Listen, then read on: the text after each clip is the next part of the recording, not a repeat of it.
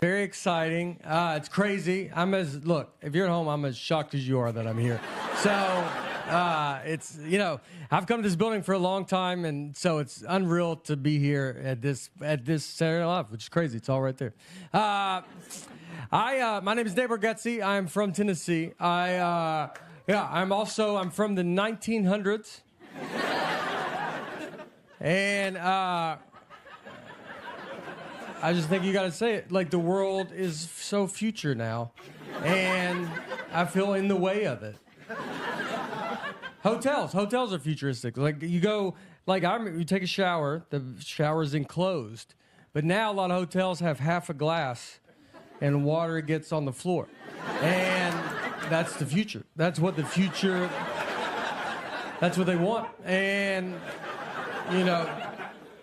I would like a whole glass. They do half a glass because I'm still alive, so they're like, they don't want to hear me going, where's the glass at? So they do half a glass, and then the future, the floors are always wet. Every floor.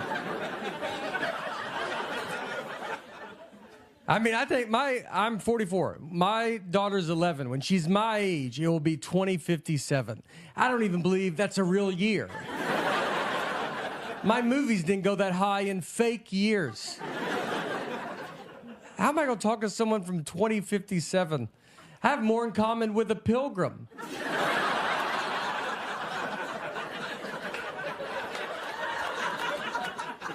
Here's where we're at right now. What I've started doing, though, is I tell people to weigh 300 pounds because, I'm a pretty dumb guy. I don't think it's pretty obvious. And it's, I think I've thought about time travel. Like, if I went back in time, knowing everything I know now, I don't think I would make a difference.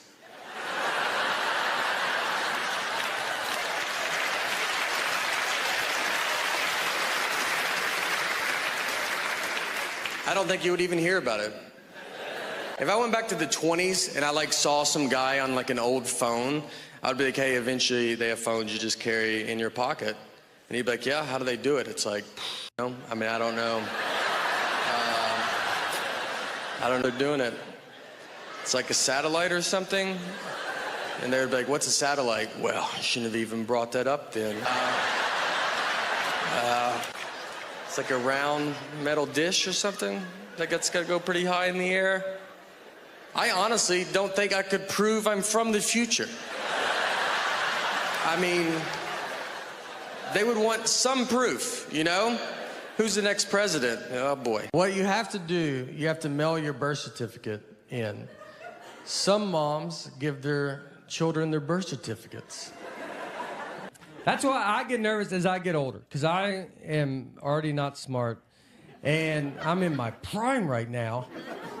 I don't read any books.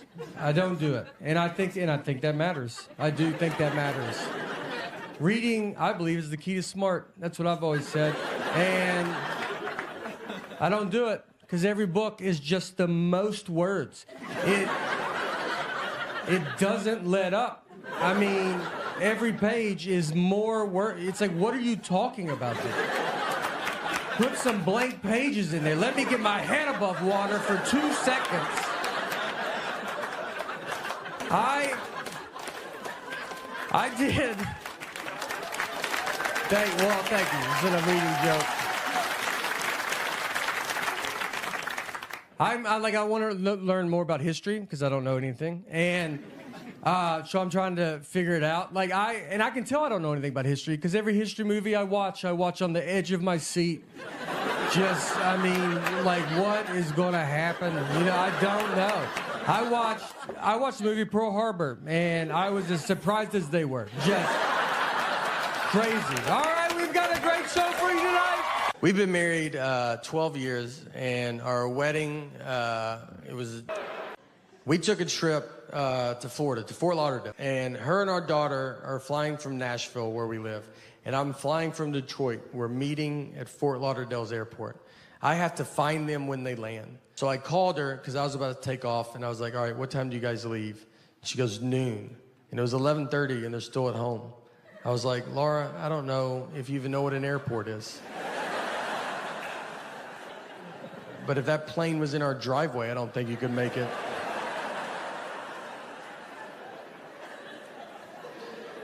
And she said, that's what time we leave for the airport. Our flight's not till 1:30. And I was like, all right. So what do you think I wanted to know when I asked that?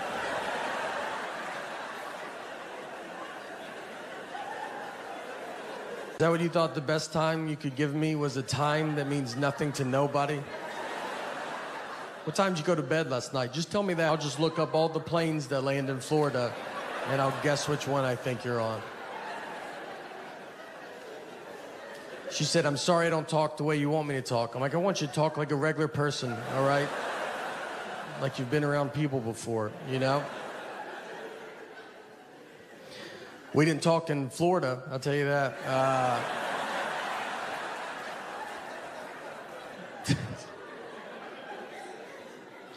What I eat that's the main problem. I eat like a child. It's not good. He goes, let's go through like what you had for breakfast, or your whole day of eating. He goes, let's go through yesterday. And in my head, I'm like, well, yesterday's not a good day, you know. Let's pick another day. He goes, go through yesterday. I go, all right. I had donuts in the morning. And he goes, all right.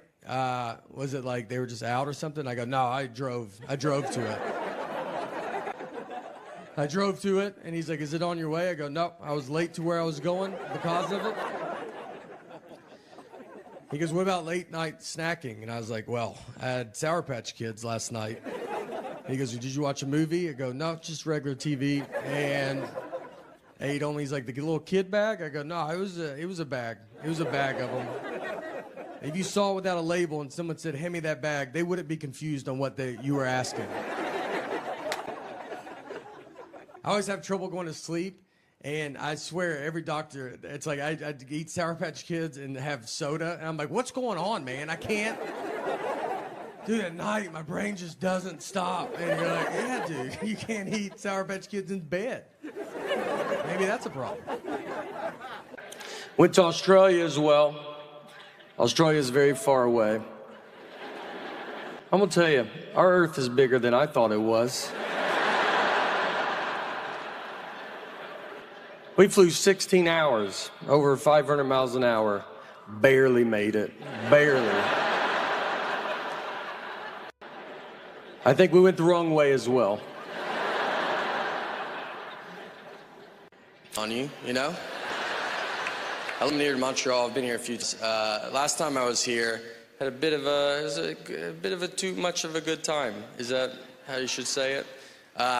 I was staying here at the hotel, super drunk, and locked myself out of my hotel room completely naked.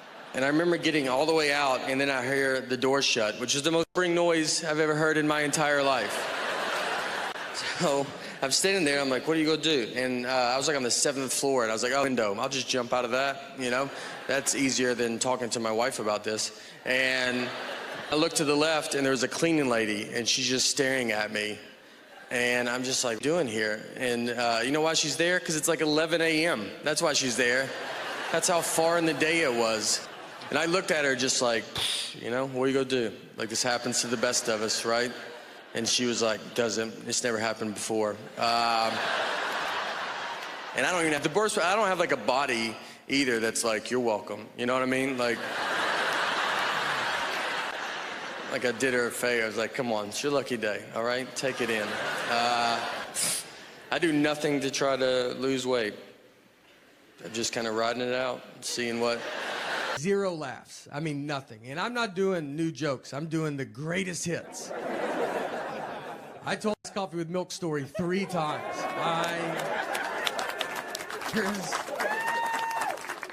I kept just doing it. I was like, I'm gonna do it one more time. I don't think y'all were listening. People were leaving. The guy that drove me asked someone that left, and he just goes, hey, is the comedy show almost over? And the guy goes, I don't even know what you're talking about. There's a guy giving a speech up there right now, so maybe after that.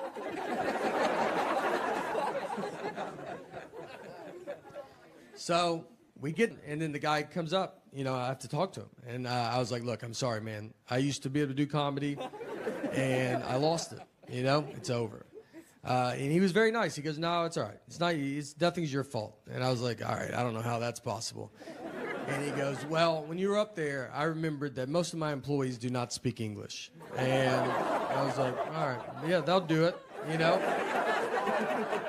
Maybe don't hire an English-only speaking comedian. No heads up at all. Not that I could have changed it up, but it just would have been nice to know, you know.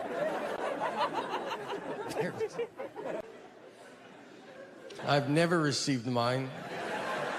I thought I was the proof of my birth. And you got to mail it in. I've never been a big mail it in guy. I've mailed maybe 4 letters my entire life. I've never done it. Stamps make me nervous because I don't know how many you're supposed to put on. Like where they're going to be like, you should put 1 more on. And they changed the price of stamps. Not in the news, you know. You don't find that out on Twitter. You have to find out from old people. They're the only people that know. They keep up with it. They're like, stamps went up. You're like, okay. All right. Is it $100? Like, they're furious. They're like, is it $100 a stamp? It's 3 more pennies. Thank you. Thank you, everybody. It is. She's good at not talking to me. She can go a long time. She could do her whole marriage career. So I grew up in the 80s and 90s. I was a kid in the 80s and 90s. And in the 80s and 90s, kids were getting kidnapped pretty rapidly. And look, I'm not trying to say we were more desirable or something. I think we were outside more. A lot more opportunity, you know. It's a lot easier to get us into vans. Didn't take much. And so parents back then, they would watch TV, and I think it would scare the parents. You know, you realize now everything's a crime show. Everything that you watch is crime, podcasts are crime, movies are crime. You almost like see it so much. But back then, you only had so many channels. And then when they would watch these shows, they were very powerful shows. My parents used to watch a show called Rescue 911. And it would just show reenactments of crimes. It was powerful. I've seen 3 seconds of Rescue 911. I remember walking through the living room. My parents are watching it. I look at the TV. A guy has a ski mask on, and a woman is asleep with her feet out from under the covers, and he started rubbing her foot. That's all I saw. I don't know what happened before or after, but I know I've never been with my feet out from under the covers because I accidentally saw that 30 years ago. And my feet get so hot, and I want to put them out so bad. I mean, try it every night for 30 years, and then that image pops in my head, and I yank them right back under. In college, I would ride there with my friend, going to a business class or something, whatever you go to. I was like, all right, I'll catch you after speech. And I still say a lot of words wrong. That's what I don't understand. I say poem, which no one ever knows. Poem, like, yeah, P-O-E-M, I go poem. We'll fix that, speech class. What if I want to be a poem writer? What if I have a lot of great poem ideas and no one takes me serious because I'm like, listen to my poems.